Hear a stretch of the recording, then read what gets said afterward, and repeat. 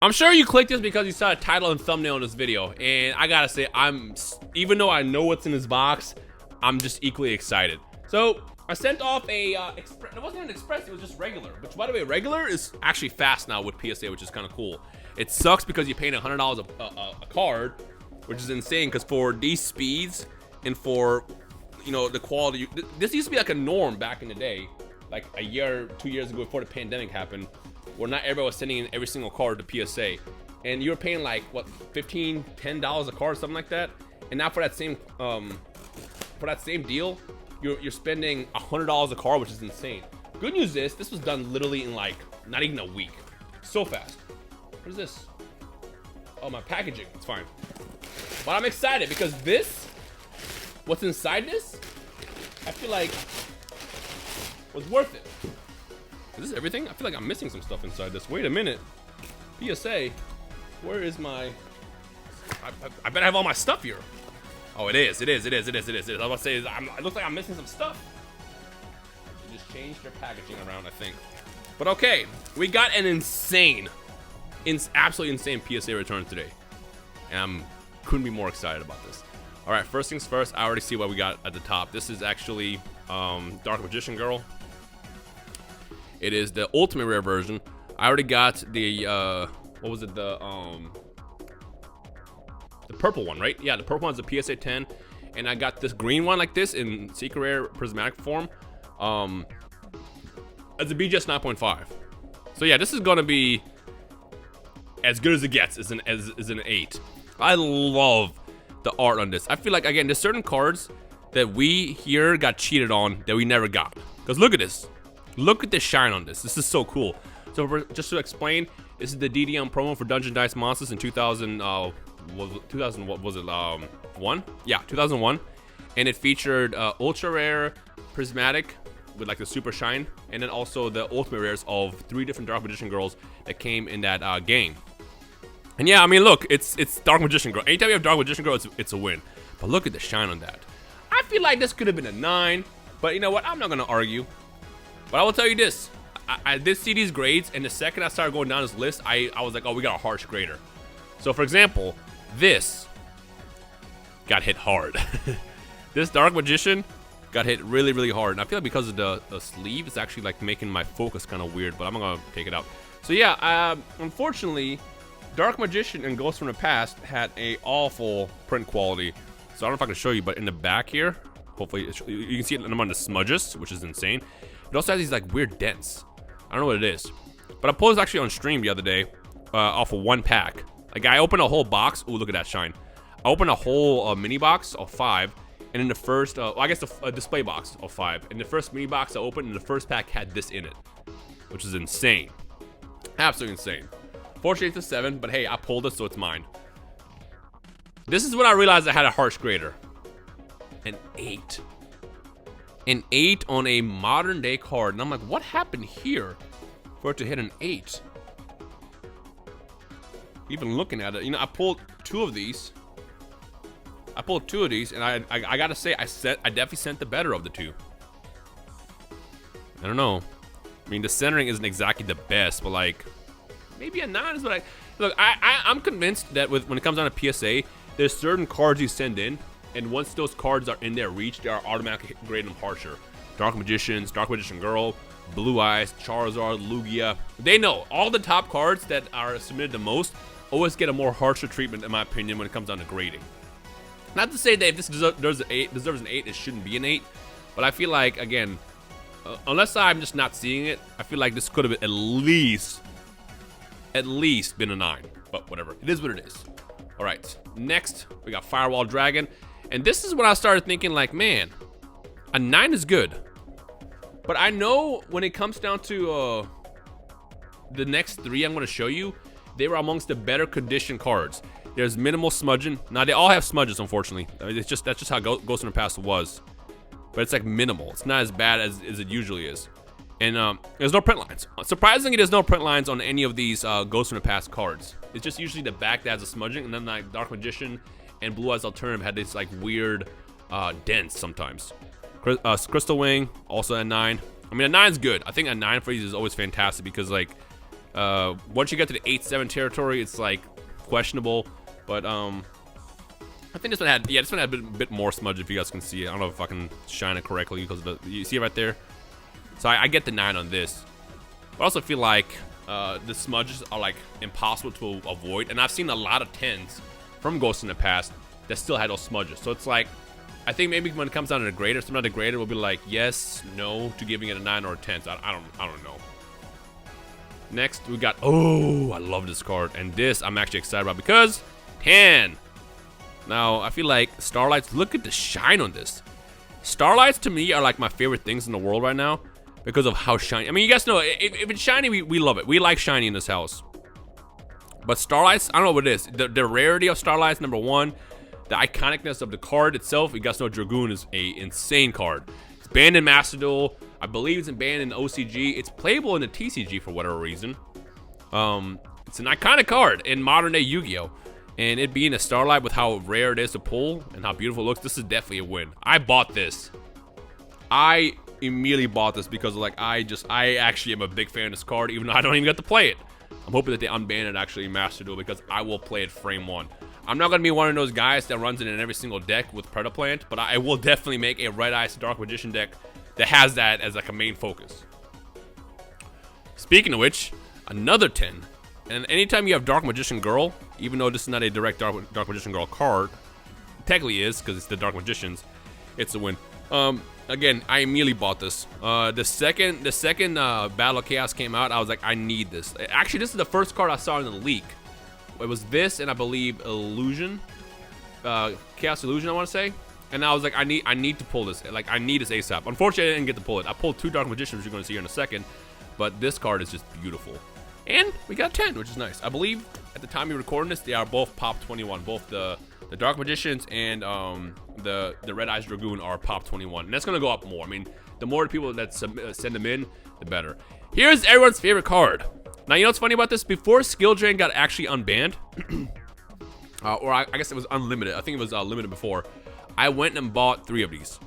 And they are all 10s. Surprise, surprise. This is Pop 4 right now. Oh. Well, that wasn't arranged correctly. But now we have a PSA 9 Dark Magician. We're going to talk about this in a second here. But let me get my... Where's my... Nope, that's the alternative. Why is this out of order? Is it these 2? Yes, these 2. There we go. There we go. I bought 3 of these because I wanted it as a PSA 10. I actually tried to buy a PSA 10 of this, and it just didn't exist. Turns out it's Pop 4, and I own majority of it. These are the Lost Art promo that came out in 2019, back when I want to say Skill Drain first got unbanned. And again, the art on these is amazing. This is the original art.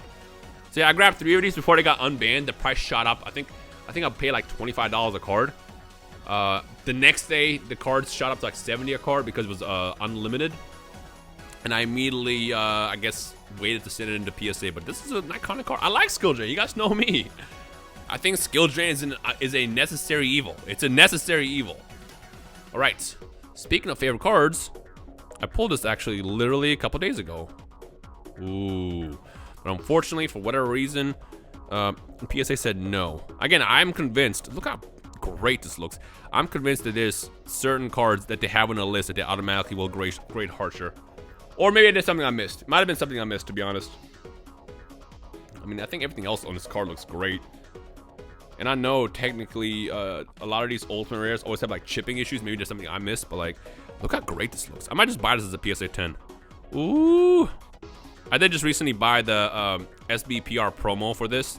That was, I guess, raffled a couple of months ago. Well, not really raffled, but it was like a giveaway that Konami did that I didn't win, but whatever. I did buy it, and I'm going to send that into PSA as soon as possible. Here's my second Dark Magician.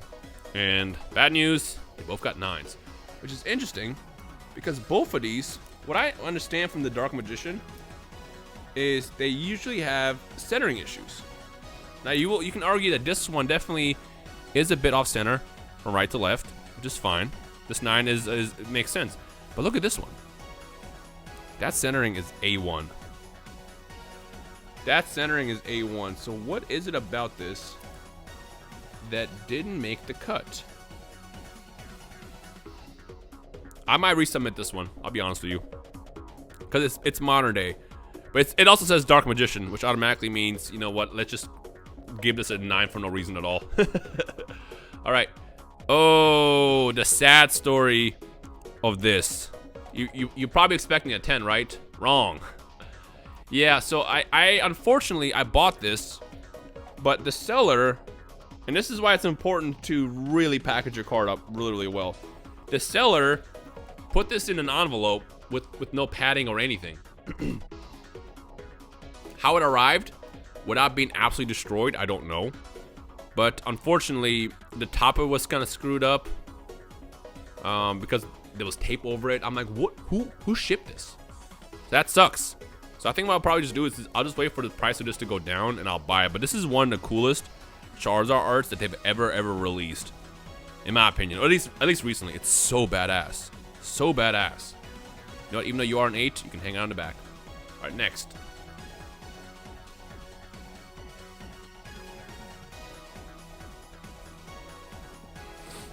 There it is. There it is. There it is. Ooh. Ooh. Just look how clean his back looks. It's crazy, ain't it? I pulled this recently. If you guys know anything about Neo Genesis, you know how awful the print quality is in Neo Genesis. We don't got a swirl in this, right? Oh, we do have a swirl. We got a nice swirl. Look at that right there in the middle. Ooh. I feel like when you have Neo Genesis PSA 10s with a swirl, it's definitely a big collector's premium as far as wanting it. This is one of the hardest cards in Neo Genesis to get as a 10. Right now, not limited. I think it's Pop 6. This is the 6th one. Obviously, it's Pop 6. I pulled this a couple weeks ago along with, let's see if I can just pull it out. I want to say it's this. Yep. Along with this, which also hit a 10. And now I'm kind of upset that I didn't pull Lugia in that batch too, because every single card that came out of that batch from Charizard King's box, much love the Charizard King, I believe hit a 10. So if someone did get a Lugia in that box, I wouldn't be surprised if that Lugia hits a 10 as well, because that box was so clean. Because what I noticed about Neo Genesis is once you get in the territory of getting a clean card, like a clean holo, everything is clean. That means whatever was going on with the printer that day was on point, and it's perfect. Look at this. Look at this. Iconic. Iconic. Ooh, I'm excited about that one. And I know someone's gonna ask, I've already had like 4 offers already. The answer is no. I'm not selling it. Can we talk about that for a second? So many people, and there's nothing wrong with this. You know, if you like to monetize Pokemon cards, by all means go for it. But there's been such a big focus on pricing that it's getting annoying. Like, I don't care. Unless this is an iconic card, like, you know, a trophy card or, I don't know, like a Charizard or something. Nothing else, like, everything else is kind of around should not have a big focus about it being a money card. Like, technically Slowking is, but I don't give a shit. I just like Slowking. I like Neo Genesis. I love the art of this. This is like a piece of my childhood. And I don't care if this is a $5 card or $50,000, $60,000, $100,000 card. I don't care. It's just a cool card to me, and that's all that matters. End of the day. A lot of times, I keep always seeing a big focus around numbers most. And again, it's not bad to be proud of how, you know, valuable a card has come, especially if you own it. But I don't know. It's just one of those things I want to kind of bring up because I noticed that, especially over the last couple of years, pricing and value has been more focused than anything. And again, it's cool when it's certain cards, like the iconic ones, like the Lugias and the Charizards of the world. And I know I'm at fault for that as well, because I talk about that all the time as well. But I feel like a lot of times it becomes more about the value of the card, the value that doesn't even matter, that, you know, that gets made up every single day and does this every single day, rather than the card itself. I don't know. It's just me. I don't care. I mean, you're gonna see like a variety of cards in here I'm excited about. For example, this one right here. This is probably worthless, but to me, this is priceless because this is so cool. I think this is a Pop 4, I want to say, something small. This is a promo card for 2019, and look at the I'm mad I missed this originally.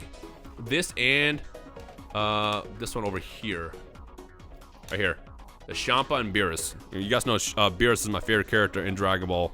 So this, when I discovered this, I'm like, I want this. This is so cool. So I ended up, you know, going through the internet. If my freaking camera can stay focused, it'd be great. I went all over the internet finding like the perfect version of these cards so I can get them graded. And I had these actually for like years now. So yeah. What is this? What? Okay, I don't know if this was meant to be in here, but they included this PSA sticker with, you know, a number at the top. I don't think they meant to send me this. And just in case this number is sensitive, I'm gonna hide it. Okay. Then we got Dark. Oh, this is a shocker to me. No pun intended, because Raichu. Again, shout out to Charizard King. Another card I pulled from his batches a while back. I think I pulled this, I want to say, literally 2 years ago now, and just held on to it ever since and never got it graded. Mostly because with these, I never get them graded just because, like, the chance of them being a 10 is usually so low. And honestly, I'm going to tell you right now, this is kind of a weak 10. Look at that. This is why grading is interesting to me sometimes. You see that on the bottom? It's like excess cardboard. It's not like damage, but like you can tell it's like excess pieces of cardboard, which I guess you can probably rub out. But everything else in this card is great. No print lines at all. Pretty decent centering. And it's an iconic card because this is the first secret rare to ever exist. I'll never forget, as a kid, I remember seeing this and seeing 83 out of 82 and being confused. I'm like, how? It's fake. There's no way it's real. And now I got a PSA 10 first edition of this, which is awesome. Also gonna hang on to that forever. I got one more Dragon Ball card. Oh, the beers that I pulled the other day. Again, nobody cares about it. This is literally Pop 1. This is my chase card in the most recent set. And I pulled it at the SPR, and I'm excited about it. All right, finally, the last card to go through. Oh, it's just this, just a 9. It's kind of anticlimactic to end on this. Give me focus, focus, focus. There you go. Bit of an anticlimactic ending, but it's another 9. Again, these Ghost from the Past cards had always terrible print qualities, and this is actually the sleeve, not the card itself. I like how every time I show off anything, people will like look for flaws in cards. It's like, oh, right there, I can see 1 pixel off. I'm like, bro, you're watching this through a video that was exported and then processed through YouTube, and then like the quality also was removed, and you're looking for something wrong with the card. There's nothing wrong with the card. This though is definitely 9 worthy. And actually, yeah, similar to the other one like I mentioned, all that they have in this, I don't know if you can see or not, is those smudges on the back. Right there, you see that?